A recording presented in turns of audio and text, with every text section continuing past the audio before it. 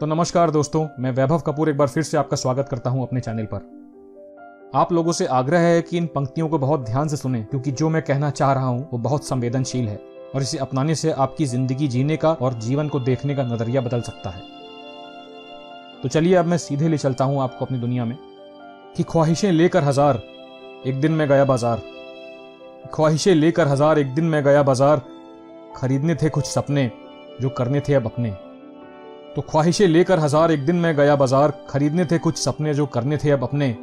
दुकानदार ने पूछा भैया कितने लेंगे, दुकानदार ने पूछा भैया कितने लेंगे। मैंने वापस पूछा दुकानदार से भैया कितने के देंगे, मैंने वापस पूछा दुकानदार से भैया कितने के देंगे।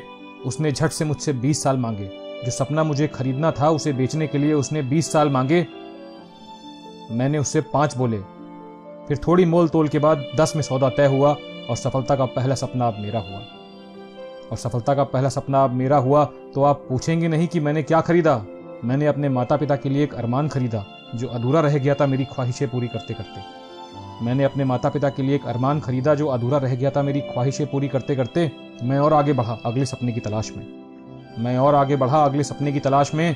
बहुत देखा कुछ नहीं मिला और हो चुका था हताश में। फिर उस गली की आखिरी दुकान में एक बूढ़ी अम्मा बैठी थी। मैं अंदर गया और पूछा उनसे प्यार से, मैं अंदर गया और पूछा उनसे प्यार से, अम्मा क्यों उदास हो। अम्मा बोली उन्हें भी एक सपना खरीदना है, समय नहीं बचा है उनके पास। अम्मा बोली उन्हें भी एक सपना खरीदना है पर समय नहीं बचा है उनके पास। मैं थोड़ा सोचा और संकुचाया जब उन्होंने ये कह दिया, मैं थोड़ा सोचा और संकुचाया जब उन्होंने ये कह दिया। और मैंने अपना खरीदा 10 साल वाला सपना अम्मा को मुफ्त में ही दे दिया, और मैंने अपना खरीदा 10 साल वाला सपना अम्मा को मुफ्त में ही दे दिया। अम्मा बोली ये तो तुमने अपने माता पिता के लिए लिया था, अब उन्हें क्या दोगे। अम्मा बोली ये तो तुमने अपने माता पिता के लिए लिया था, अब उन्हें क्या दोगे। मैं अम्मा से बोला तुम खुश हो, ये सुनकर वो ज्यादा खुश होंगे। मैं अम्मा से बोला तुम खुश हो, ये सुनकर वो ज्यादा खुश होंगे। तुमने मुझे जो अभी लंबी उम्र की दुआ दी है, तुमने मुझे जो अभी लंबी उम्र की दुआ दी है उससे मैं कुछ साल बचा लूंगा।